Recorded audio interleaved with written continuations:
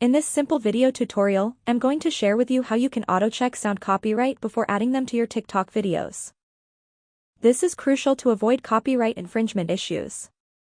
It ensures that the music or sound you use is licensed for your use, preventing potential legal consequences such as content takedowns or even lawsuits. To do this, simply head into your TikTok. On your profile page, tap on these three lines and head into your creator tools. On this page, tap on the settings icon on the upper corner of your screen. On this second option of video sound copyright check, make sure to turn this feature on. When enabled, for every sound or music you wish to add to your videos, they will indicate if the sound is copyright-free or not.